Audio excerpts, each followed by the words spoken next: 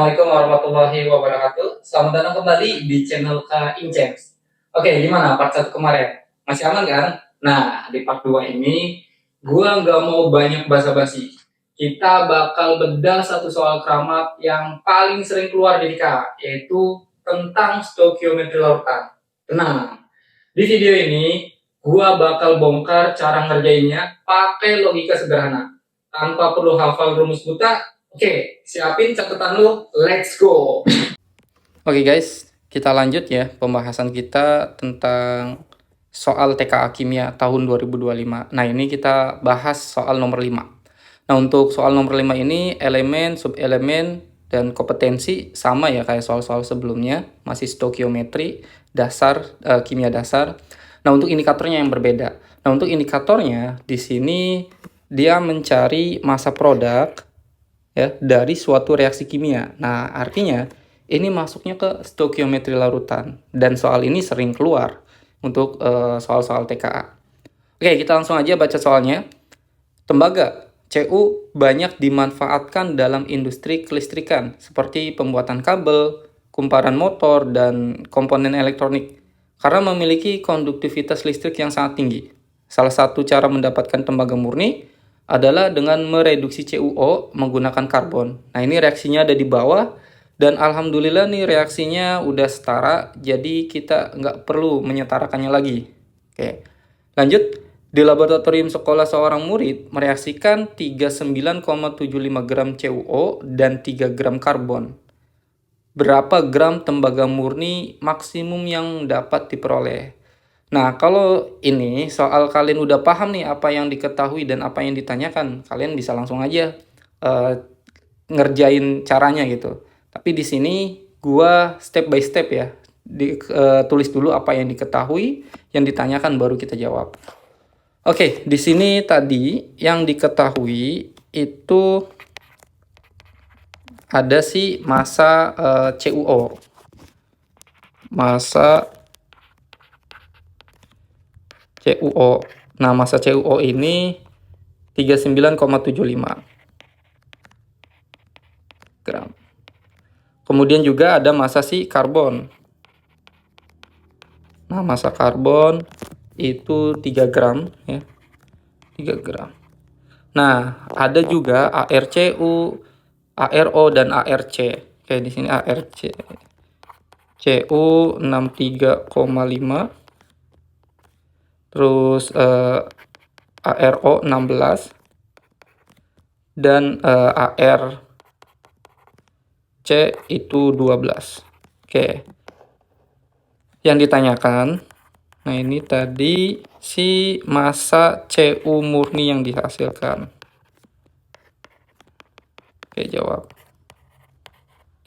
Nah, kalau kalian ketemu soal-soal stokiometri larutan, tahapan awal itu kalian cari dulu jumlah mol senyawa yang diketahui. Nah, di sini kan ada 2 senyawa tuh, ada CuO dan ada C ya. Nah, untuk C kan unsur sebenarnya. Oke, kita cari dulu jumlah mol keduanya dengan rumus mol sama dengan massa dibagi Mr atau Ar-nya. Oke, berarti di sini massa kita cari dulu mol si CuO. NCuO. Nah, untuk mol lambangnya N ya. Massa CuO dibagi dengan MrCuO. Nah, yang jadi masalah kita belum ketemu MrCuO-nya. Artinya kita cari dulu MR-nya nih, yaitu berapa? MrCuO.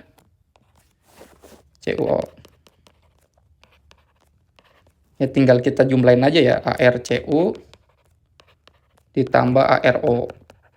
Cu tadi AR-nya 63,5 ya. 63,5 ditambah sama 16. Nah, ini untuk satuan Mr itu kan gram per mol ya. Itu Mr-nya 79,5 gram per mol. Oke. Nah, baru kita masukin. Kalau Mr-nya udah dapet, kita masukin. Massa Cu itu tadi CuO ya, 39,75 gram dibagi dengan 79,5. gram per mol. Nah, ini itu sama aja kayak 1/2 gitu. Oke, ini 1/2 atau 0,5 mol. Oke, kita udah dapet ya jumlah mol CuO. Nah, sekarang tinggal kita cari jumlah mol si karbonnya gitu dengan rumus yang sama ya. N karbon. Ini langsung aja, massa si karbon itu dia 3 gram dibagi 12 gram per mol. Oke. Nah, ini sama aja 1/4 ya atau 0,25.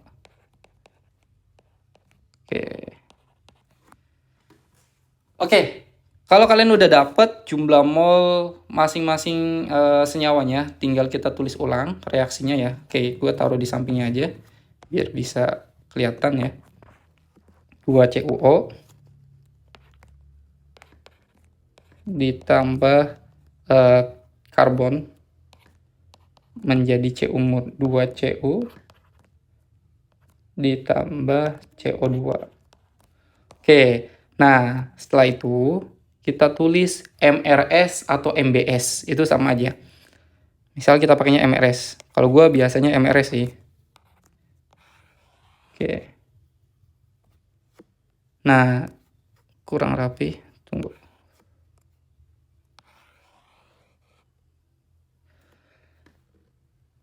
M itu mol mula-mula, R itu mol reaksi, dan S itu mol setelah reaksi atau sesudah reaksi. Kayak kita di awal atau di mula-mula kita dapat jumlah mol si CuO 0,5 ya. Kemudian C-nya itu 0,25. Kita tulis. Oke, si CuO 0,5 kemudian si C-nya 0,25. Oke. Lalu untuk yang kita masukin ke dalam R itu kita cari jumlah mol senyawa yang paling kecil setelah dibagi koefisiennya. Oke, maksudnya gimana? Contoh nih, di CuO itu kan ada 0,5 mol, kemudian koefisiennya 2. Nah, ini coba kita bagi dulu nih. 0,5 kita bagi 2. Oh, ternyata hasilnya 0,25 nih. Terus yang karbon itu 0,25, koefisiennya kan 1 nih. Dibagi 1 tetap sama nih 0,25 juga. Oh, ternyata ketika dibandingkan molnya setelah koefisiennya itu sama-sama 1, jumlah molnya sama nih. Artinya kalian boleh masukin ke R-nya itu mol siapa aja. Boleh CuO atau boleh mol si C. Itu sama aja, nggak masalah. Misal kita masukinnya itu si CuO aja deh ya. Kita masukinnya CuO. Kita masukin CuO.